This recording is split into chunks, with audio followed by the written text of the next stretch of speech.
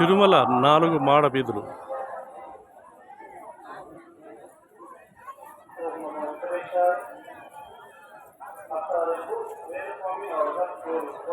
ఈ మాడ వీధిలో ఎవరైనా పాదరక్షలు ఉపయోగించకూడదు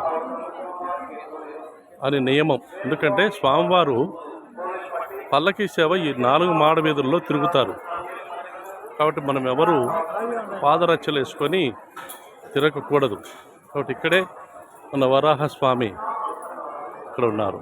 మొదటగా తిరుమల వచ్చిన వాళ్ళు పుష్కరంలో స్నానం చేసి తదుపరి స్వామిని దర్శించుకొని తదుపరి వెంకటేశ్వర స్వామి వారిని దర్శించుకోవాలి.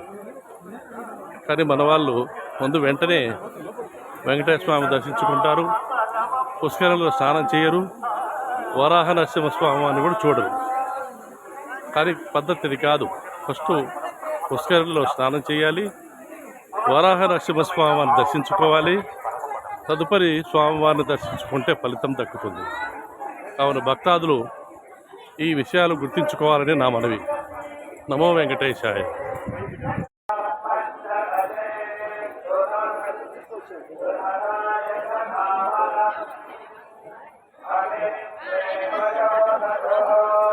స్వామివారు పల్లకిసే ఉంటుంది, అందుకే చెప్పులేసి తిరగకూడదు.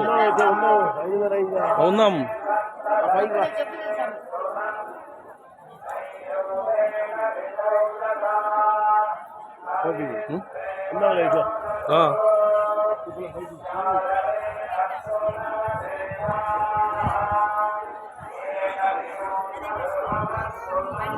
ఏ ఊరు నుండి వచ్చారమ్మా మీరు? విజయనగరం. ఎన్ని రోజులు అయింది వచ్చి? 5 days అయిందా? స్వామివారి దర్శనం బాగా చేసుకున్నారా? స్వామివారి పల్లకీ సేవ ప్రతిరోజు సాయంత్రం 5:30 నుండి జరుగుతుంది. సహస్ర దీపాలంకరణ తర్వాత స్వామివారి పల్లకీ సేవ ఉంటుంది.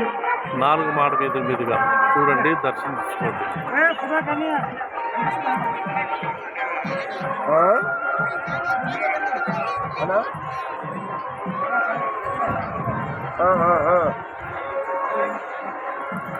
ఉదయం జరుగుతుంది. ఇల్లు ఉన్నాం.